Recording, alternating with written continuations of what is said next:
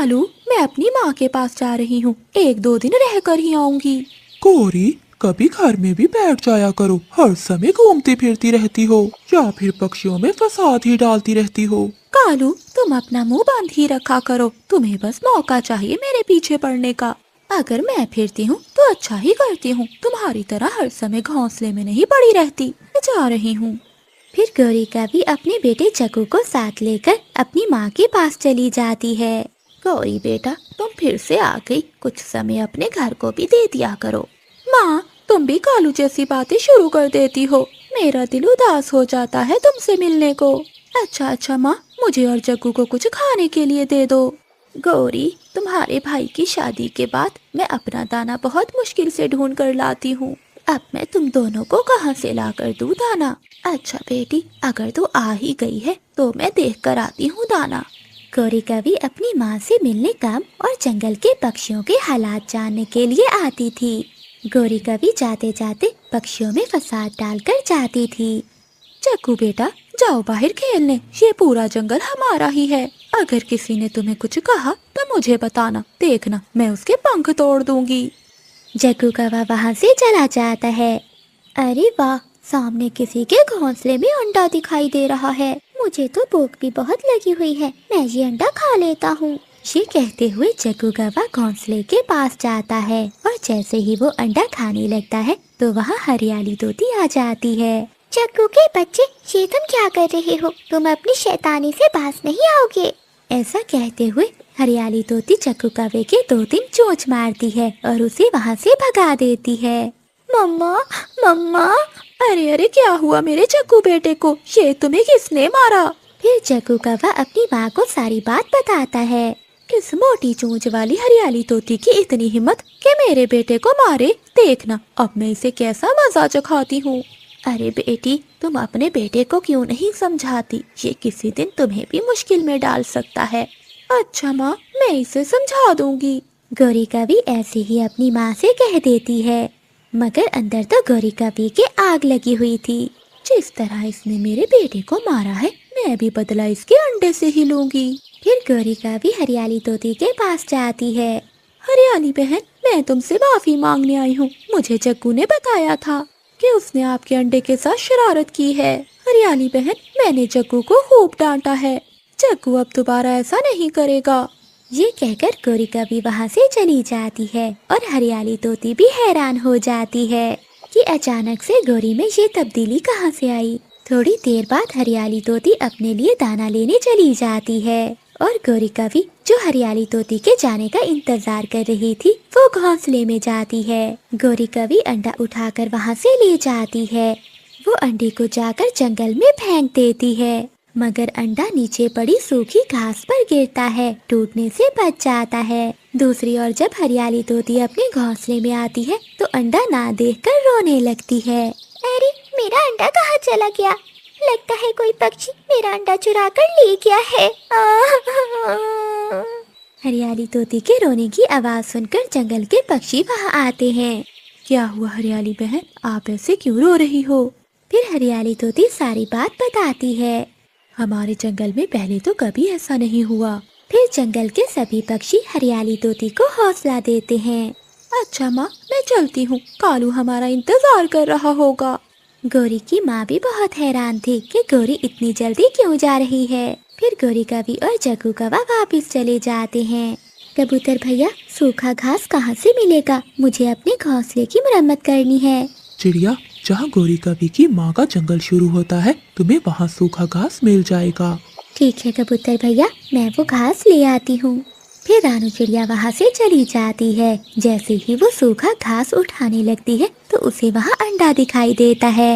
ये अंडा यहाँ कैसे आया होगा? रानू चिड़िया वो अंडा उठाकर अपने घोंसले में ले जाती है। पता नहीं ये किस पक्षी का अंडा है। मुझे तो ये भी नहीं पता कि ये अंडा हमारे जंगल के पक्षियों का है या पास के जंगल के पक्षियों का। हाँ, मुझे इंतजार करना होगा जब तक अंडे से बच्चा बाहर नहीं आता, फिर ही मुझे पता चलेगा कि ये अंडा किसका है। 2 दिन गुजर जाते हैं, अंडा टूट जाता है, अंडे में से तोती का बच्चा बाहर आता है। तभी गौरी कभी रानू चिड़िया के घर जाती है। गौरी कभी तोती के बच्चे को देखकर हैरान थी। चिड़िया, ये तोते का बच्चा तुम्हारे पास कहाँ से आया? हाँ गौरी बहन, मैं खुद बहुत परेशान हूँ कि किसी ने अपना अंडा क्यों फेंका होगा। रानू चिड़िया गौरी कवि को सारी बात बताती है। गौरी कवि बहुत हैरान थी कि कैसे ये अंडा टूटने से बच गया। चिड़िया, ये तुमने बहुत अच्छा किया जो इस अंडे की रक्षा की। गौरी बहन, मुझे तो इस बात की चिंता है कि किसी ने कोई शरारत ना की हो। अगर ऐसा है तो इस अंडे की माँ तो तड़प रही होगी। चिड़िया, भला ऐसी शरारत कौन करेगा? तुम नहीं जानती आजकल की माँओं को आजाद रहना चाहती हैं। गौरी, कोई माँ भी ऐसा नहीं कर सकती। मुझे लगता है कि ये जरूर किसी की शरारत है। फिर गौरी कवि वहाँ से चली जाती है। अब गौरी कवि के दिमाग में कोई नई शैतानी आ रही थी। अगर ये छोटा मिठू बच ही गया है तो क्यों ना नया खेल खेलूं। मुझे तो ये रानू चिड़िया भी जरा नहीं अच्छी लगती। इससे भी बहुत से हिसाब बराबर करने हैं। गौरी कवि कुछ सोचती है और कालू कवि के पास जाती है। पति जी, मैंने आज अपनी माँ से मिलने जाना है। गौरी, तुम 3 दिन पहले ही तो गई थी। तुम्हारी माँ बहुत बूढ़ी है, उस पर इतना बोझ ना डाला करो। कालू, मैंने तुम्हें बताया है, तुमसे पूछा नहीं। और हाँ, चक्कू का ध्यान रखना, मैं अकेली ही जा रही हूँ। फिर गौरी कवि जल्दी में वहाँ से चली जाती है। गौरी कवि हरियाली तोती के पास जाती है। तोती बहन, मैं तुम्हें बहुत जरूरी बात बताने आई हूँ। क्या गौरी, कौन सी बात? तोती बहन, क्या तुम्हें तुम्हारे अंडे के बारे में पता चला कि उसे कौन चुरा कर ले गया है? नहीं गौरी बहन, भला ऐसी बातों का भी पता चलता है? अगर मैं कहूँ कि तुम्हारे अंडे का मुझे पता है और उसमें से बच्चा भी निकल आया है। गौरी, क्या तुम झूठ तो नहीं बोल रही? कहाँ है मेरा बच्चा? मुझे जल्दी से मेरे बच्चे के पास ले चलो। फिर गौरी कवि मम्मा तोती को अपने साथ ले जाती है और वहाँ जाकर सभी पक्षियों को इकट्ठा कर रानू चिड़िया के घर जाती है। आप सब यहाँ क्यों आए हो? वैसे अच्छा ही हुआ, मैंने भी आप सबको आज इकट्ठा करना था। मैंने कुछ बताना था आप सबको। चिड़िया, तुमने मेरा अंडा क्यों चुराया? शक्ल से तुम बहुत मासूम लग रही हो, लेकिन तुम्हें मेरी ममता पर जरा भी दया न आई। तोती बहन, ये आप क्या कह रही हैं? मैंने कोई अंडा नहीं चुराया। मुझे तो ये अंडा सूखी घास पर से मिला है। चिड़िया, अगर तुम्हें अंडा मिला था तो तुम्हें हमें बताना चाहिए था। कबूतर भैया, मैं ये पहले देखना चाहती थी कि ये अंडा किस पक्षी का है, और आज ही मैंने आप सब पक्षियों को बताना था ताकि हम सब मिलकर इसकी माँ को ढूंढ सकें। चिड़िया, अब ज्यादा चालाकी ना दिखाओ। मुझे तो लगता है तुमसे अब जंगल के पक्षियों के अंडे भी सुरक्षित नहीं हैं। तभी चकू कौवा भी वहाँ आ जाता है। चिड़िया, ये मेरा अंडा है, मुझे वापस कर दो। मम्मा, आपने तो हरियाली आंटी का अंडा तोड़ दिया था, फिर ये बच कैसे गया? फिर सभी पक्षी गौरी कवि को देखने लगते हैं और गौरी कवि को तो कुछ समझ नहीं आ रहा था। गौरी कवि अपने बेटे चक्कू को लेकर वहाँ से भाग जाती है। ऐसे रानू चिड़िया की सच्चाई सबके सामने आ जाती है और वो हरियाली तोती का बच्चा उसे दे देती है और मम्मा तोती अपने बच्चे को खुशी खुशी अपने जंगल ले जाती है। गौरी कवि अपने 7 बच्चों के साथ खतरनाक जंगल के पास रहती थी। कालू कौवा डरते डरते एक पेड़ से कुछ फल तोड़ रहा था। जल्दी जल्दी से गौरी कवि और बच्चों के लिए फल तोड़ लेता हूँ। अगर जंगल की कोई बाजें या चीलें आ गई तो वो मुझे खा जाएंगी। कालू कौवा डरते डरते कुछ फल तोड़ता है और अपने घर की ओर चला जाता है। कालू कौवा फल लेकर जंगल के पास अपने छोटे से घोंसले में जाता है जहाँ गौरी कवि अपने 4 बच्चों के साथ बैठी हुई थी। तभी कालू कौवा घर का दरवाजा बंद कर देता है। कालू जी, किसी ने आपको यहाँ आते हुए देखा तो नहीं? नहीं गौरी, मैं छुप छुप कर यहाँ आया हूँ, किसी ने नहीं देखा मुझे। कालू जी, पास के जंगल के जालिम पक्षियों को पता नहीं चलना चाहिए कि हम अपने बच्चों के साथ यहाँ रहते हैं, वरना वो जालिम चीलें हमारे बच्चों और हमें खा जाएंगी। गौरी, पता है मुझे, इसीलिए घर में आने से पहले मैं बाहर देर तक खड़ा रहता हूँ। अच्छा गौरी, तुम बच्चों को ये फल खिलाओ, मैं नदी से पानी लेकर आता हूँ। माँ, तुम हमें बाहर खेलने क्यों नहीं जाने देती हो? हमें सारा दिन घर में रहना अच्छा नहीं लगता। मुन्नी बेटा, अभी तुम सब बहुत छोटे हो, यहाँ बाहर हर जगह बहुत खतरा है। वो सब जालिम पक्षी तुम जैसे मासूम बच्चों को खा जाएंगे। माँ, क्या वो जालिम चीलें हमें भी खा जाएंगी? नहीं बच्चों, जब तक मैं तुम्हारे साथ हूँ तुम्हें कोई कुछ नहीं कह सकता। फिर कालू कौवा भी पानी ले आता है। वो सब पानी पीकर सो जाते हैं। आधी रात को गौरी कवि के 3 अंडे भी फूट जाते हैं और उनमें से 3 प्यारे प्यारे बच्चे बाहर आते हैं, जो अंडों से बाहर आते ही शोर मचाने लगते हैं। गौरी, बच्चों को चुप कराओ वरना कोई जालिम चीले हमारे बच्चों को देख न ले। तभी बाहर कुछ पक्षियों की आवाजें आती हैं। ये सुनकर कालू कौवा बाहर देखता है। तभी सामने 2 गिद्दे बैठी हुई थीं। गौरी, बच्चों को चुप कराओ वरना वो गिद्दे यहाँ आकर हमारे बच्चों को ले जाएंगी। अरे भाई, अभी तो बच्चों की आवाजें आ रही थी। पता नहीं, यहाँ तो कोई भी दिखाई नहीं दे रहा। लगता है वो पक्षी कहीं दूर चले गए हैं। चलो हम उन्हें जंगल में ही देखते हैं। गौरी, अच्छा ही हुआ कि वो जालिम गिद्दे यहाँ से चली गई। आज तो इन छोटे बच्चों ने हमें मरवा ही दिया था। अगली सुबह कालू कौवा बच्चों के लिए फल लेने जाता है और गौरी कवि घर में बैठकर अपने 7 बच्चों की रक्षा करती है। ऐसे ही कुछ दिन बीत जाते हैं। एक दिन गौरी कवि और कालू कौवा अपने 7 बच्चों को लेकर बाहर बैठे हुए थे। तभी दूर जंगल से वो जालिम गिद्दे उन्हें देख लेती हैं। अरे भाई, वो देखो कौवे और कौवे के बच्चे। चलो भाई जल्दी करो, मेरे तो मुंह में अभी से पानी आ रहा है। भाई रुक जाओ, हम अभी इनका शिकार नहीं कर सकते। अगर हमने इनका अभी शिकार किया तो हमें अपना आधा हिस्सा जंगल के राजा बाज को देना होगा। लेकिन भाई, राजा बाज कहाँ है? उसे भला कहाँ पता चलेगा कि हमने इन बच्चों का शिकार किया है? भाई, हम इनका शिकार आज नहीं कल करेंगे, क्योंकि कल जंगल में बाज के बेटे की शादी है। जंगल के सभी पक्षी कल राजा के बेटे की शादी पर जाएंगे और हम इनका शिकार कर लेंगे।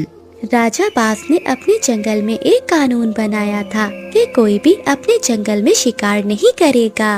अगर कोई शिकार करते हुए पकड़ा गया तो उसे हमेशा के लिए काल कोठरी में बंद कर दिया जाएगा। अगले दिन शाम को गौरी कवि घर में बैठी कालू कौवे का इंतजार कर रही थी।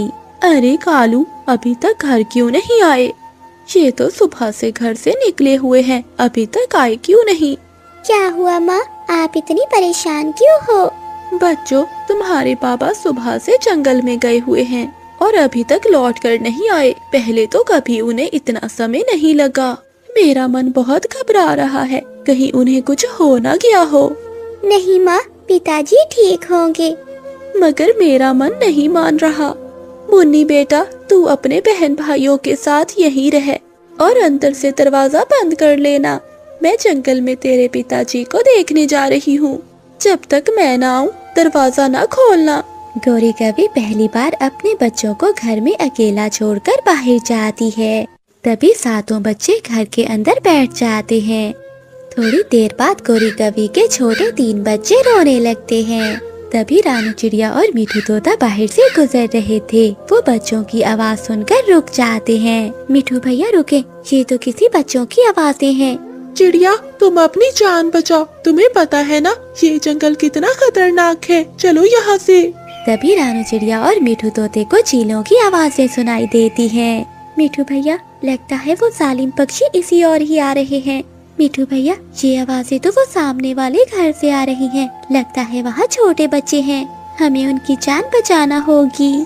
फिर रानू चिड़िया और मीठू तोता गौरी कवि के घोंसले के पास जाते हैं। अंदर कोई है? दरवाजा खोलो। बच्चों, आपकी जान खतरे में है। बच्चे डरकर दरवाजा खोल देते हैं। बच्चों, आप सबकी जान को खतरा है, आप सब मेरे साथ चलो। बच्चे रानू चिड़िया और मीठू तोते के साथ वहाँ से चले जाते हैं। रानू चिड़िया बच्चों को अपने घर ले जाती है। दूसरी ओर वो गिद्दे रात को गौरी कवि के घर जाती हैं, मगर वहाँ तो कुछ भी नहीं था। भाई, यहाँ तो कोई भी नहीं है। मुझे लगता है वो सब जंगल छोड़कर चले गए हैं। वो दोनों गिद्दे घर से बाहर निकलती हैं, तो उन्हें कालू कौवा और गौरी कवि देख लेते हैं।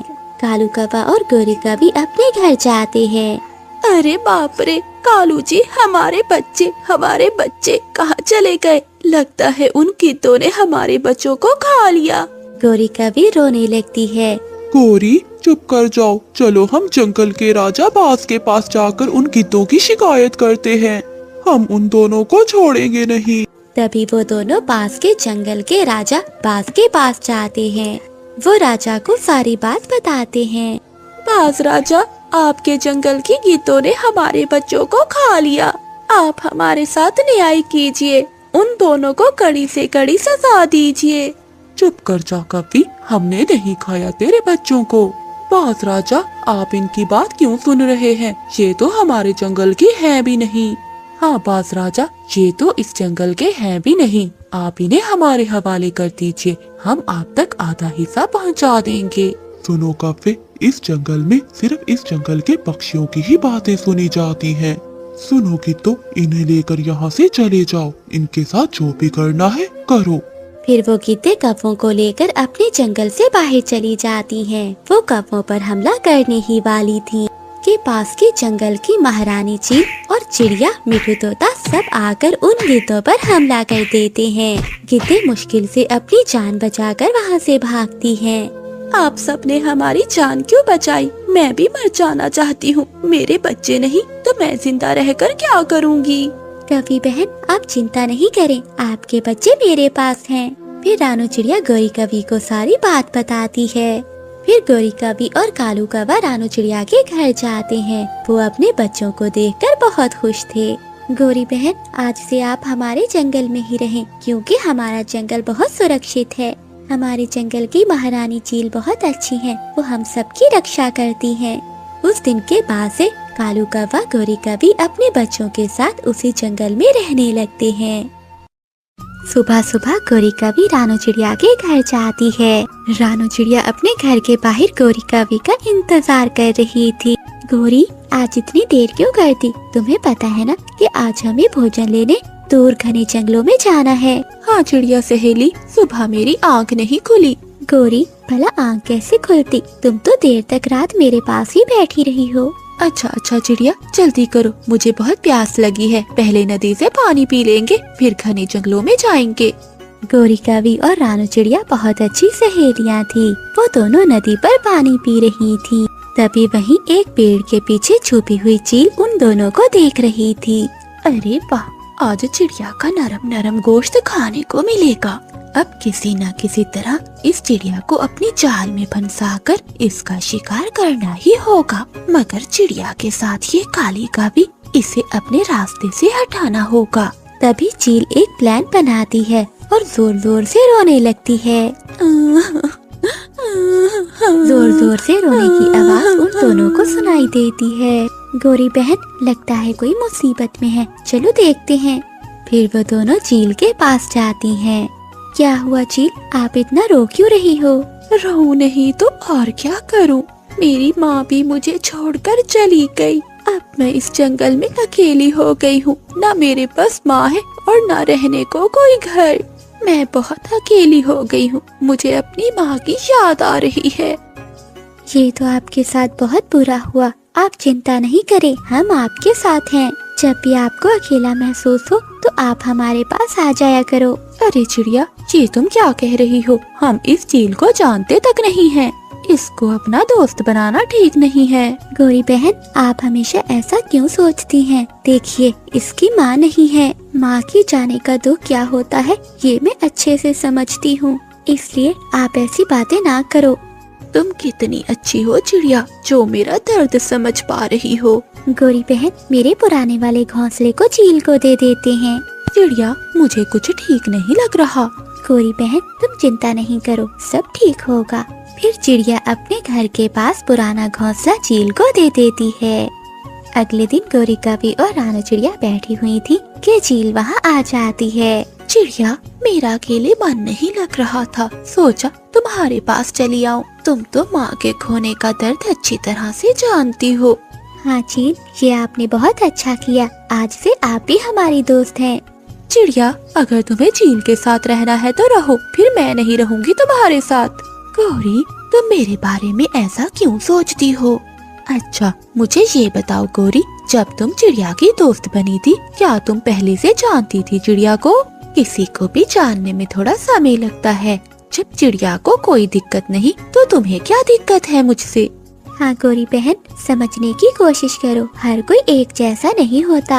चील बिल्कुल ठीक कह रही है। जब मुझे कोई दिक्कत नहीं तो गोरी बहन आपको क्यों दिक्कत है? देख रानो, तू मेरी बहुत अच्छी दोस्त है, तेरा भला सोचना मेरा फर्ज है। मुझे लगता है कि तुझे इस चील से दोस्ती नहीं करनी चाहिए, बाकी तेरी मर्जी। इतना कहकर गोरी कभी नाराज होकर बाहर चली जाती है। गोरी बहन रुको, मेरी बात तो सुनो। ये देखकर चील बहुत खुश होती है क्योंकि चिड़िया और उसके बीच में गोरी का भी एक कांटा था जिसे वो हटाना चाहती थी। चील, मुझे गोरी के पीछे जाना होगा, वो मुझसे नाराज हो गई है। ये कहते हुए रानू चिड़िया भी वहाँ से चली जाती है। मैंने तो सोचा था जैसे ही ये कभी यहाँ से जाएगी तो मैं चिड़िया का शिकार कर लूंगी, लेकिन ये चिड़िया तो यहाँ से चली गई। लेकिन अब कुछ भी हो जाए चिड़िया, तुझे तो मेरा शिकार बनना ही होगा, चाहे मुझे कितना ही इंतजार क्यों ना करना पड़े। गोरी कभी वहीं खिड़की में छुपी बैठी ये सब बातें सुन रही थी। मुझे पता था चील, ये तो दोस्त की खाल में छुपी हुई दुश्मन है, मगर अब जो भी हो जाए मैं अपनी दोस्त की जान बचा कर ही रहूंगी। फिर गोरी कभी रानू चिड़िया के पास जाती है और वो रानू चिड़िया को सारी बात बताती है। गोरी बहन, मुझे आपसे ये उम्मीद नहीं थी। मैं जानती हूँ कि आप चील को पसंद नहीं करती, लेकिन इसका मतलब ये तो नहीं कि आप किसी के लिए ऐसी बातें बोलो। ऊपर वाले ने उसकी माँ छीन ली है और आप इस समय में उसके बारे में ऐसा बोल रही हो। चिड़िया, मैं तुम्हारी सच्ची दोस्त हूँ, मेरा यकीन करो। तुम्हारी जान खतरे में है, अगर तुमने मेरी बात ना मानी तो वो चील तुम्हें खा जाएगी। गोरी बहन, वो हमसे दोस्ती करने आई थी, आप उसे शिकारी कह रही हो। मुझे आपसे ये उम्मीद नहीं थी। चिड़िया, मेरी बात तो सुनो। मुझे आपकी कोई बात नहीं सुननी, चली जाओ यहाँ से। जा रही हूँ चिड़िया, मगर याद रखना, जो सीधा होता है सबसे पहले उसी का शिकार होता है। गोरी कभी नाराज होकर वहाँ से चली जाती है। गोरी कभी से दोस्ती टूटने के बाद रानू चिड़िया कई दिनों तक अपने घर में ही रहती है। उधर शिकारी चील बेसब्री से चिड़िया का शिकार करने के लिए उतावली हो रही थी। कुछ दिनों तक जब चिड़िया बाहर नहीं आती तो चील से रहा नहीं जाता और वो चिड़िया के घर जाती है। चिड़िया, क्या तुम मेरे साथ घने जंगल में चलोगी? वहाँ बहुत मीठे मीठे फल हैं। चील, आपसे दोस्ती करने से मेरी और गोरी की दोस्ती टूट गई। अब मेरा कहीं भी जाने को मन नहीं कर रहा। मैं जानती हूँ कि गोरी तुम्हारी सच्ची दोस्त है और वो तुम्हें किसी भी मुसीबत में नहीं देखना चाहती। सच्चाई तो ये है चिड़िया कि हम जैसी चीलों पर विश्वास करना आसान नहीं होता, लेकिन चिड़िया सच बताऊँ तो सभी चीलें एक जैसी नहीं होती। हाँ, मैं ये जानती हूँ कि सब चीलें एक जैसी नहीं होती हैं, मगर मैं गोरी कभी को कैसे बताऊँ? चिड़िया, उसे ये बात समझाने के लिए सबसे पहले हमें घने जंगलों में जाना होगा। वहाँ जाकर दोनों पेट भरकर फल खाएंगे और उसके बाद हम गोरी कवी के लिए ढेर सारे मीठे फल लेकर आएंगे। हाँ, जब गोरी कवी को पता चलेगा कि ये मीठे फल चील लाई है तो वो आपकी सही से पहचान करेगी कि आप कितनी अच्छी हो। हाँ हाँ चिड़िया, चलो अब जल्दी से चलते हैं। फिर वो चील चिड़िया को लेकर घने जंगलों में चली जाती है। रानू चिड़िया मीठे फल देखकर बहुत खुश होती है और वो पेट भरकर मीठे फल खाती है। वही चील चिड़िया को फल खाते हुए देखकर सोच रही थी, नादान चिड़िया, तू पेट भरकर फल खा ले, फिर मैं तुझे खाऊंगी। चील दोस्त, मेरा पेट भर चुका है, चलो अब हम घर चलते हैं। तुम्हारा पेट तो भर गया है, मगर मेरा पेट अभी खाली है। अच्छा, तो आप भी मीठे मीठे फल खा लें। चिड़िया, शायद तुम्हें पता नहीं है कि मुझे मीठे फल जरा भी पसंद नहीं है। अच्छा, तो आप सिर्फ मुझे मीठे फल खिलाने लाई हो? हाँ, क्योंकि तुम मेरी दोस्त जो हो। चील, आप सच में बहुत अच्छी दोस्त हैं। अच्छा चील, मुझे ये बताओ कि आपको खाने में क्या पसंद है? मुझे चिड़िया का मांस खाना बहुत पसंद है, इसीलिए मैं तुम्हें खाना चाहती हूँ। क्या चील, तुम मुझे खाना चाहती हो? मगर क्यों? मैं तो तुम्हारी दोस्त हूँ। तू बड़ी भोली है चिड़िया, तुझे खाने के लिए ही तो तुझसे दोस्ती की है मैंने। इतना कहते हुए चील रानू चिड़िया को अपने पंजों में दबोच लेती है। तुम्हारी दोस्त गोरी ने ठीक ही कहा था कि मुझसे दोस्ती ना करो, मगर तुमने अपनी दोस्त की बात नहीं मानी। आज तो मौत के मुंह में फंस गई है। तुमने मेरे साथ धोखा किया है, ऊपर वाला तुम्हें कभी माफ नहीं करेगा। काश मैंने अपनी सच्ची दोस्त गोरी की बात मान ली होती। हाँ, मगर अब पछताए क्या जब चिड़िया चूक गई खेत। अब तुम्हें मुझसे कोई नहीं बचा सकता। रानू चिड़िया जोर जोर से चिल्लाने लगती है, बचाओ, कोई मुझे बचाओ। गोरी, गोरी कहाँ हो तुम? गोरी कवि को मालूम था कि वो चील कभी भी चिड़िया पर हमला कर सकती है, इसीलिए वो चिड़िया के साथ साथ ही रहती थी। वो जंगल के बाकी पक्षियों को इकट्ठा कर कर वहाँ आती है।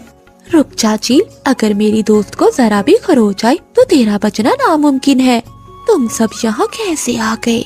दोस्त अगर मुसीबत में हो तो सच्चे दोस्त हमेशा काम आते हैं। सभी पक्षियों को गुस्से में देखकर चील अपनी जान बचाने के लिए वहाँ से भाग जाती है। चील से जान बचने के बाद रानू चिड़िया की जान में जान आती है। आप सबका बहुत बहुत शुक्रिया। शुक्रिया करना है तो गोरी का करो, क्योंकि अगर वो हमें सही समय पर ना बताती तो आज तुम यहाँ ना होती। गोरी, मुझे माफ कर दो, मैंने तुम पर विश्वास नहीं किया। कोई बात नहीं चिड़िया, दोस्ती में कोई माफी नहीं, लेकिन मेरी बात हमेशा याद रखना। कभी भी दोस्ती करने से पहले अपनी दोस्त को परख लेना कि वो तुम्हारी दोस्ती के लायक है या नहीं। मुसीबत में जो काम आए वही हमेशा सच्चा दोस्त होता है। गोरी कवि अपने 2 बच्चों के साथ रहती थी। गोरी कवि पहले से 2 बच्चों की माँ तो थी, लेकिन अब फिर से वो माँ बनने वाली थी। इस हालत में गोरी का पति कालू भी उसके साथ नहीं था। वो उसी जंगल में रहने वाली एक कवि जिसका नाम नीली था, उसके साथ रहता था। गोरी कवि बहुत मुश्किल से अपना गुजारा कर रही थी और ऊपर से बरसात का मौसम भी शुरू होने वाला था। माँ, मिठू अंकल अपना घर बना रहे हैं। माँ देखिए ना, हमारा घर कितना टूटा हुआ है, हमें भी अपने घर को ठीक कर लेना चाहिए। हाँ मुन्नी, तू ठीक कह रही है, मगर बेटी मैं इस हालत में कैसे घर को ठीक करूँगी? और तुम दोनों बहन भाई भी इतने बड़े नहीं हो कि घर की मरम्मत कर सको। मुन्नी बेटी रहने दो, जो होगा देखा जाएगा। गोरी कवि जल्द ही अंडे देने वाली थी, मगर इस हालत में भी उसके पति कालू को गोरी कवि पर जरा भी रहम नहीं आया। एक दिन गोरी कवि अपने घर लौट रही थी कि रास्ते में उसे उसका पति कालू कौवा मिलता है। कालू जी, कैसे हैं आप? ठीक हूँ, तुम कैसी हो गोरी? हाँ, मैं भी ठीक हूँ, मगर आपके बच्चे आपका रोज पूछते हैं कि उनके बाबा कब आएंगे। हाँ, तो कह दो कि बाबा कभी नहीं आएंगे। झूठी तसल्ली देने की कोई जरूरत नहीं है। अब मैं चलता हूँ, मुझे अपनी नीली जी के लिए ये फल लेकर जाने हैं। मेरी दूसरी पत्नी भी माँ बनने वाली है। फिर कालू कौवा वहाँ से चला जाता है और गोरी कवि भी वापिस अपने घर लौट आती है। रात को बहुत तेज बारिश, आंधी और तूफान आता है। तेज हवा के कारण कालू कवि का घर गिरकर टूट जाता है। अरे कुछ करो ना, देखो मैं बारिश में भीग रही हूँ और मैं माँ भी बनने वाली हूँ। अगर मैं ऐसे ही बारिश में भीगती रही तो मैं बीमार हो जाऊंगी। जाओ, अब मेरी शक्ल क्या देख रहे हो, कुछ करो। मुझे भी कुछ समझ नहीं आ रहा कि इतनी तेज बारिश में मैं तुम्हें कहाँ लेकर जाऊँ। अरे कालू, क्या तुम अपनी पहली पत्नी को भूल गए हो? चलो उसके पास चलते हैं। फिर वो दोनों गोरी कवि के पास जाते हैं और दरवाजा खटखटाते हैं। कालू जी, आप इतनी तेज बारिश में यहाँ क्या कर रहे हैं? जल्दी अंदर आइए, वरना आप बीमार हो जाएंगे। कालू कवि के साथ उसकी दूसरी पत्नी को देखकर गोरी कवि हैरान हो जाती है। उसे लगा था कि कालू कौवा अकेला आया है। गोरी, बाहर बहुत तेज बारिश हो रही है और आंधी की वजह से हमारा घर टूट गया। नीली जी पेट से है, अगर मैं इसे ज्यादा देर बाहर रखता तो ये बीमार हो जाती। बस इसीलिए मैं तुम्हारे पास ले आया। हाँ, ठीक है, ये घर भी तो आपका ही है। कालू कौवा अपनी दूसरी पत्नी को गोरी के घोंसले में सुला देता है और गोरी कवि बेचारी अपने बच्चों के साथ ही घोंसले में बैठ जाती है। जैसे तैसे रात गुजर जाती है। अगली सुबह भी बारिश रुकी नहीं थी। कालू जी, ये लीजिए दाना, ये दोनों मिलकर खा लीजिए। गोरी कवि दिल की बहुत अच्छी थी। भले ही कालू कवि ने उसे छोड़ दिया था और नीली कवि के साथ दूसरी शादी कर ली थी, मगर गोरी कवि फिर भी उसका बहुत ख्याल रखती है। देखते ही देखते 2 दिन बीत जाते हैं, मगर बारिश थी कि अभी तक नहीं रुकी थी। घर पे रखा हुआ सारा दाना धीरे धीरे खत्म हो गया था। गोरी कवि के बच्चे अब भूख से तड़प रहे थे। मम्मा, बहुत तेज भूख लगी है, कुछ खाने को दो ना। बच्चों, बहुत तेज बारिश हो रही है। जैसे ही बारिश रुकेगी तो मैं तुम्हारे लिए जाकर दाना ले आऊंगी। कई दिन गुजर जाते हैं मगर बारिश नहीं रुकती। नीली का बेबी अब भूख से तड़प रही थी। कालू जी, देख क्या रहे हो? जाओ अब जाकर मेरे लिए कुछ लेकर आओ, भूख से मैं मर रही हूँ। अरे नीली पत्नी जी, देखो बाहर कितनी तेज बारिश है। अब मैं इतनी तेज बारिश में कहाँ चला जाऊँ? वो सब मुझे नहीं पता, मुझे अभी के अभी भोजन ला कर दो। इसके आगे मुझे कुछ भी नहीं सुनना। कालू कौवा तेज बारिश में अपने घर से बाहर निकलता है, जिसके बाद वो जंगल में भोजन की खोज करता है। उसे एक मीठा फल मिल जाता है। वो मीठा फल लेकर अपनी पत्नी नीली कवि को देता है। नीली कवि जल्दी से वो पूरा फल खा जाती है। वहीं कालू कौवा अपने बच्चों को थोड़ा सा भी फल नहीं देता है। बारिश कई दिनों से हो रही थी। गोरी कवि का घर भी अभी हिलने लगा था। ये देखकर वो सभी घबरा जाते हैं। हे ऊपर वाले, ये अब क्या हो रहा है? कालू जी, लगता है ये घोंसला भी अब गिरने वाला है। कालू जी, तुम एक काम करो, तुम इस गोरी कवि और बच्चों को इसके घोंसले से बाहर निकाल दो। तब इस घोंसले का वजन हल्का हो जाएगा और हम यहाँ कुछ और दिन गुजार सकेंगे। ये सुनकर गोरी कवि को बहुत गुस्सा आता है। क्यों? ये मेरा घोंसला है और मैंने तुम दोनों को अपने घर में रहने की जगह दी है, ये भूलो मत। ये सब मैं नहीं जानती, मैं तो बस इतना जानती हूँ कि मैं इस घोंसले में रह सकती हूँ और जो भी मैं कालू जी से कहूँगी कालू जी वही करेंगे। तुम अपने बच्चों को लेकर अभी के अभी यहाँ से निकल जाओ। फिर कालू कौवा अपनी पत्नी गोरी और अपने बच्चों को घर से बाहर निकाल देता है। मम्मा, अब हम कहाँ जाएंगे? इतनी तेज बारिश में पापा ने हमें घर से बाहर निकाल दिया। हाँ मम्मा, बाबा ने हमें घर से बाहर निकालते समय एक बार भी नहीं सोचा। गोरी कवि अपने दोनों बच्चों को साथ लेकर रानू चिड़िया के घर चली जाती है, मगर रानू चिड़िया का घर भी नीचे टूटा हुआ पड़ा था। फिर गोरी कवि अपने बच्चों को लेकर मिठू तोते के पास जाती है। मिठू तोते के घर पहले ही बहुत सारे पक्षियों ने आसरा लिया हुआ था। गोरी कवि मिठू का दरवाजा खटखटाती है। क्या हुआ गोरी? इतनी तेज बारिश में बच्चों के साथ यहाँ क्या कर रही हो? मिठू भैया, हमारी मदद करो, हमें अपने घर में रहने दो। तभी बातें सुनकर अंदर से रानू चिड़िया भी बाहर आती है। चिड़िया बहन, तुम जहाँ, मैं तुम्हारे घर गई थी मगर वो तो टूटा हुआ था। हाँ गोरी बहन, बारिशें बहुत दिन से हो रही हैं और जंगल के सभी पक्षियों के घर टूट गए हैं। मेरा घोंसला भी टूट गया है, इसीलिए मैं मिठू तोते के घर आई थी। हाँ गोरी, मेरे घर में अब और इतनी जगह नहीं है कि मैं तुम्हें भी रख सकूं। पहले ही मेरे घर में बहुत सारे पक्षी हैं। अगर मैंने किसी और को रख लिया तो ये घोंसला भी टूट जाएगा। मिठू भैया, आप ऐसा करें कि गोरी के बच्चों को मेरी जगह अपने घर रख लें। मैं और गोरी बाहर रह लेंगे।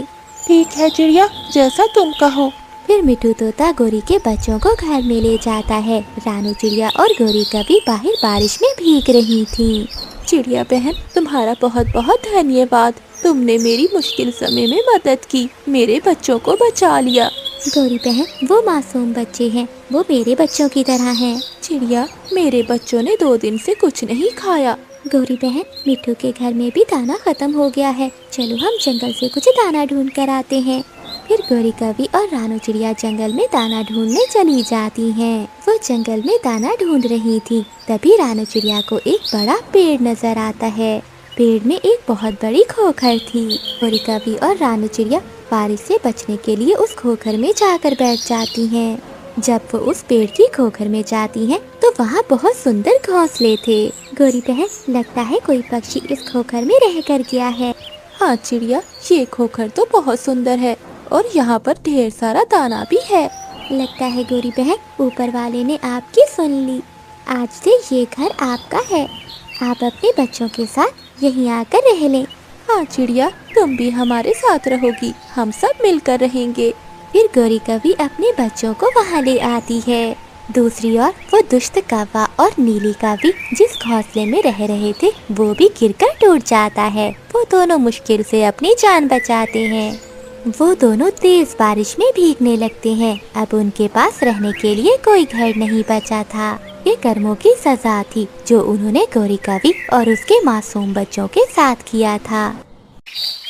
तेज बारिश में कालू कौवा और गोरी कौवी जंगल में बैठे फल खा रहे थे। कालू, बस करो, अब कुछ फल घर ले जाएंगे।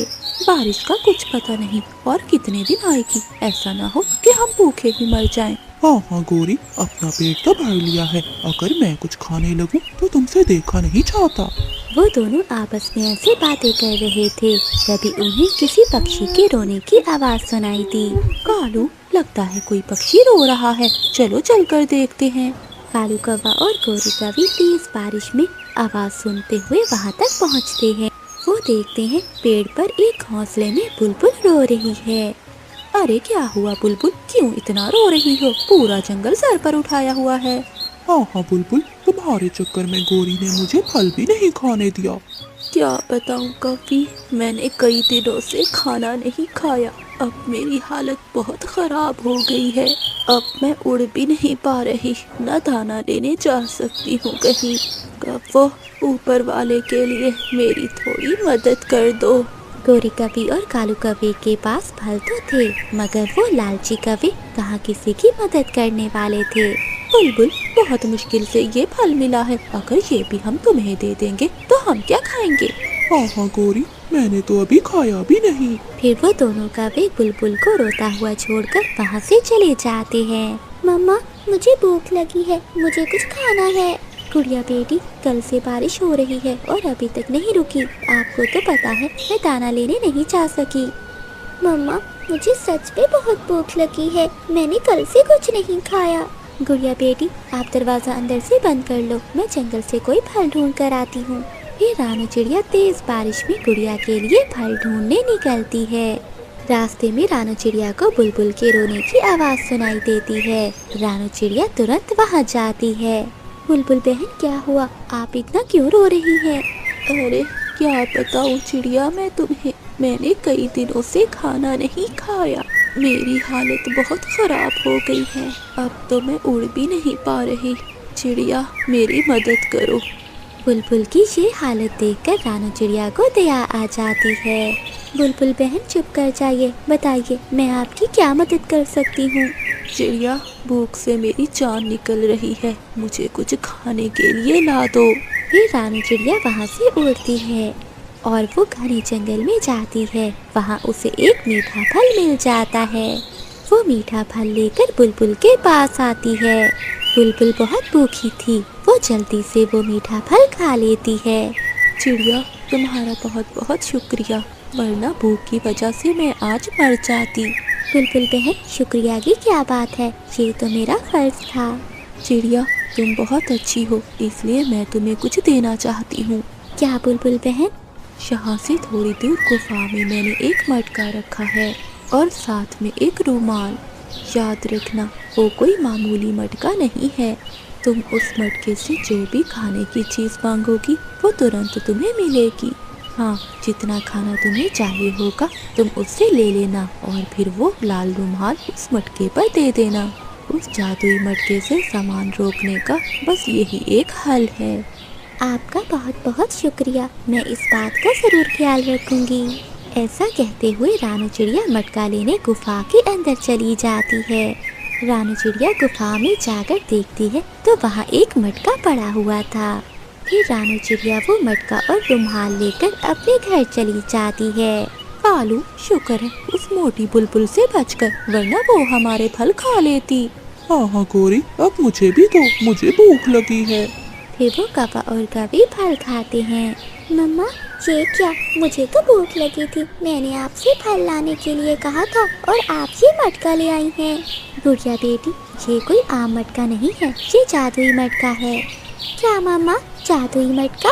हाँ गुड़िया बेटी, आपने जो भी खाना है इस मटके से मांग लीजिए। ठीक है मम्मा, मैं मांग कर देखती हूँ। ऐ जादुई मटके, मुझे खाने के लिए मीठे मीठे फल दो। गुड़िया का इतना कहना ही था कि मटके में से ढेर सारे फल निकलना शुरू हो जाते हैं। फिर रानू चिड़िया उस लाल रुमाल को मटके पर रख देती है, जिससे फल निकलना बंद हो जाते हैं। अरे वाह मम्मा, ये तो सच में जादुई मटका है। हाँ गुड़िया, अब हम जंगल के सभी पक्षियों की मदद करेंगे और उन्हें खाने पर बुलाएंगे। जंगल में दाना तो मिल ही नहीं रहा, पक्षी बहुत परेशान हैं। अगली सुबह रानू चिड़िया मिठू तोता और कबूतर के पास जाती है। तोते भैया और कबूतर भैया, आज रात आप मेरे घर आ जाना, मैं आप सबकी दावत करूँगी। क्या दावत? चिड़िया, खाने में मीठे मीठे अमरूद तो होंगे ना? हाँ मिठू भैया, मीठे अमरूद भी होंगे और मीठा हलवा भी, और आप जिसे भी लेकर आना चाहें वो सब आ सकते हैं। फिर रानू चिड़िया वहाँ से उड़ती है और कौवों के पास जाती है। गोरी बहन और कालू कौवे, आज रात मेरे घर में दावत है, आप दोनों आना। चिड़िया, तुम तो बहुत गरीब हो, हमें खाने में क्या सूखा दाना खिलाओगी? नहीं नहीं गोरी बहन, मैं आपको मीठा हलवा भी खिलाऊंगी। क्या मीठा हलवा? गोरी, मैं तो जरूर जाऊंगा। हाँ, जो भी आप खाना चाहते हैं वो सब मिलेगा आपको। फिर रानू चिड़िया वहाँ से चली जाती है। कालू, ये चिड़िया कल तक तो मेरे पास आई थी फल लेने, आज इसके पास कौन सा अलादीन का चिराग लग गया है जो हमें दावत पर बुलाने आई है? गोरी, तुम आम खाओ, गुटलियाँ क्यों गिनती हो? पेटू कहीं के, तुम्हें तो बस खाने की पड़ी रहती है। आज रात में देखना होगा कि चिड़िया के पास ऐसा क्या है जो वो सभी पक्षियों की दावत कर रही है। शाम को कालू कौवा और गोरी कौवी बाकी पक्षियों के आने से पहले वहाँ पहुँच जाते हैं। वो दोनों खिड़की में छुपकर देखते हैं। गुड़िया बेटी, बाकी पक्षी आने ही वाले होंगे, अब मैं जादुई मटके से खाना मांग लेती हूँ। फिर रानू चिड़िया जादुई मटके से खाना मांगती है। देखते ही देखते बहुत सारा खाना आ जाता है। कालू कौवा और गोरी कौवी दोनों ये सब देख रहे थे। कालू, तो अच्छा ये है जादुई मटका। गोरी, खाना खाने के बाद रात को हम ये मटका चुरा लेंगे। फिर जंगल के सभी पक्षी आते हैं। रानू चिड़िया उन्हें पेट भरकर खाना खिलाती है। वो सब बहुत खुश थे। खाना खाने के बाद वो सब अपने अपने घरों को चले जाते हैं, मगर कालू कौवा और गोरी कौवी अपने घर नहीं जाते, बल्कि वो चिड़िया के सोने का इंतजार कर रहे थे। कालू, चलो, चिड़िया सो गई है। हाँ हाँ गोरी, जल्दी करो, मुझे बहुत भूख लग रही है, मुझे स्वादिष्ट स्वादिष्ट खाने खाने हैं। रानू चिड़िया के सोने के बाद गोरी कौवी खिड़की से आती है और वो जादुई मटका लेकर वहाँ से भाग जाते हैं। वो अपने घर में जाते हैं। कालू, क्या खाना चाहते हो तुम? आज जो कहोगे वही मिलेगा। गोरी, मैंने कई अरसे से पक्षियों के अंडे नहीं खाए, आज मुझे स्वादिष्ट अंडे खाने हैं, अंडे। तो फिर मांग लो जादुई मटके से अंडे। हाँ हाँ, क्यों नहीं। ए जादुई मटके, मुझे अंडे दो, ढेर सारे अंडे। कालू कौवे का इतना कहना ही था कि वहाँ अंडों का ढेर लगना शुरू हो जाता है। कालू, ये क्या, ये अंडे तो खत्म ही नहीं हो रहे। गोरी, इतने अंडे मुझे नहीं चाहिए। देखते ही देखते वहाँ अंडों का ढेर लग जाता है और कौवा और कौवी को निकलने का मौका ही नहीं मिलता। वो अंडों में दबकर मर जाते हैं, क्योंकि उन्हें मटके को रोकने का तरीका नहीं पता था। वो दोनों लालच की वजह से मर जाते हैं, क्योंकि लालच बुरी बला है।